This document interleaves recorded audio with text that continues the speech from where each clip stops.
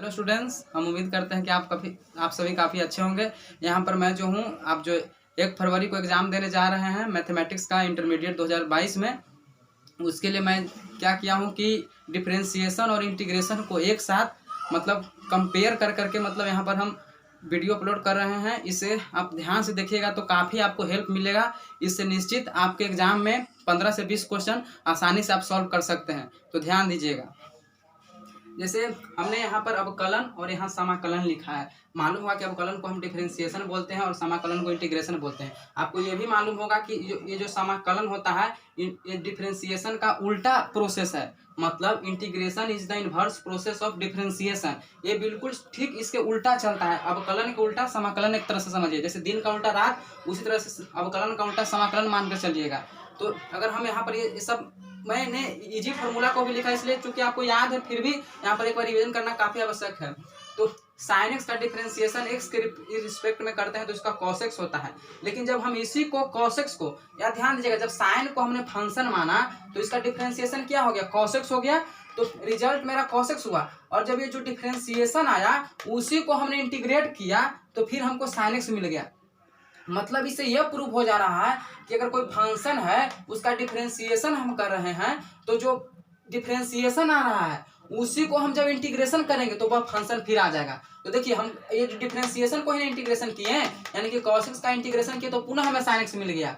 ठीक है, तो इसी तरह से अगर हम cos x का डिफरेंशिएशन तो माइनस sin x, और जब sin x का जब इंटीग्रेशन करते हैं तो माइनस cos x आ जाता है। और ये प्लस सी जो होता है कांस्टेंट दर्शाता है। जब इसका डिफरेंशिएशन किया जाएगा तो फिर कांस्टेंट का डिसी 0 होता है, आपको मालूम होगा। उसके बाद है ये tan x। तो tan x का डिफरेंशिएशन sec स्क्वायर x हो गया। और जब इसी sec स्क्वायर x को जो रिजल्ट मिला उसी को पुनः हम इंटीग्रेट कर रहे हैं x के रिस्पेक्ट में, तो पुनः हमें tan x मिल गया, यानी कि यही फंक्शन मिल गया, tan x मिल गया। उसी तरह से cot x का differentiation minus cosec square x हो गया। और जब यही माइनस cosec स्क्वायर x को आप जब इंटीग्रेशन करेंगे x के रिस्पेक्ट में तो भाई यही फंक्शन आ जाएगा cot x प्लस सी। यानी कि इस तरह से आपको करना सुलभ काफी हो गया समझने में। इस तरह से कंपेयर करके पढ़िएगा, किसी भी चीज को कंपेयर करके पढ़ने से आसान हो जाता है चीज। उसके बाद log x का डिफरेंशिएशन आपको मालूम होगा कि 1/x, यहाँ x जो है ग्रेटर देन 0 होना चाहिए क्योंकि अनडिफाइन हो जाएगा, नहीं होगा 0 से बड़ा तब। तो log x का डिफरेंशिएशन 1/x होता है।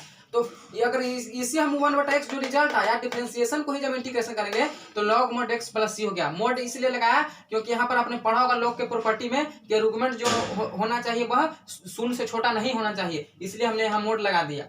ठीक है, अगर आपने ये भी पढ़ा होगा कि a के पावर x का डिफरेंशिएशन जो होता है a के power x into log a होता है। अगर अब जब इसी को हम a के पावर x log a को जब इंटीग्रेट कर देंगे तो a के पावर x आ जाएगा, सीधी सी बात है। यानी कि अब आपको पूरा मतलब पता चलने लगा होगा कि मतलब डिफरेंशिएशन का बिल्कुल उल्टा है इंटीग्रेशन। अगर जो हम डिफरेंशिएशन करके जो हमको आंसर मिल रहा है उसी को इंटीग्रेशन कर देना तो अब फिर वही फंक्शन मिल जा रहा है। उसी तरह से आपने पढ़ा होगा x के पावर n का इंटीग्रेशन, तो इसका क्या सॉरी डिफरेंशिएशन, तो n इंटू एक्स के पावर n माइनस 1, यानी कि जो पावर आता है उसको पटक देते हैं और पावर में से घटा देते हैं।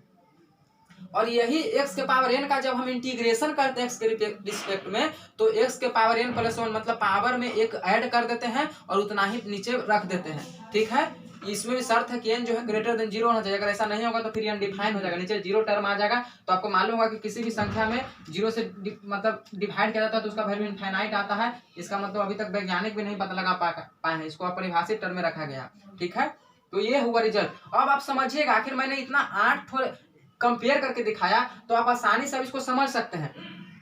जैसे अगर आपके जैसे हम डिफरेंशिएशन में ले लें, अगर हम कोई फंक्शन ले लें f(x), ठीक है, तो इसका f(x) का क्या होगा, तो इसका f(x) का जब हम डिफरेंशिएशन करेंगे तो f' होगा।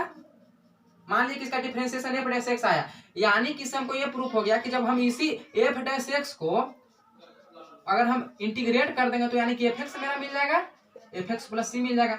इसे यही प्रूफ हो जाता है कि जब कोई फंक्शन f(x) है उसका हम डिफरेंशिएशन कर रहे हैं तो f' होगा। और जब उसी f' को हम जो है मतलब हम फिर इंटीग्रेट कर रहे हैं x के रिस्पेक्ट में तो वही फंक्शन हमको मिल जा रहा है।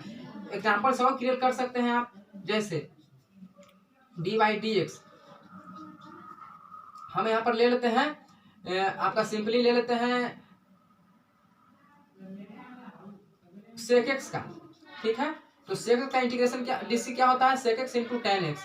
ठीक है। और जब इसी आप sec x into ten x को एग्जाम में पूछा जा सकता है कि sec x into ten x को इंटीग्रेट करेंगे x के रिस्पेक्ट में क्या होगा, तो सिंपली आप लिख सकते हैं sec x प्लस सी। यहाँ पर होगा कि c क्या है, तो c जो है यहाँ पर एक कांस्टेंट है, ठीक है। ये कांस्टेंट जो है फिक्स्ड कांस्टेंट है, और इसको जब आप इंटीग्रेट करेंगे तो आपको मालूम होगा कि ऐसे भी कांस्टेंट का डिसी जो होता है, कांस्टेंट का डिसी जीरो हो जाता है, कांस्टेंट का डिसी जीरो हो जाता है, ठीक है।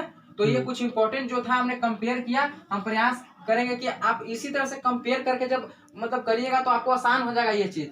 तो हम उम्मीद करते हैं कि ये काफी अच्छा लगा होगा, और आगे भी इस तरह से आप शेयर करिएगा और कमेंट करिएगा, और अच्छा लगा होगा तो बोलिएगा, आगे भी इस तरह से हम वीडियो अपलोड करते रहेंगे। धन्यवाद।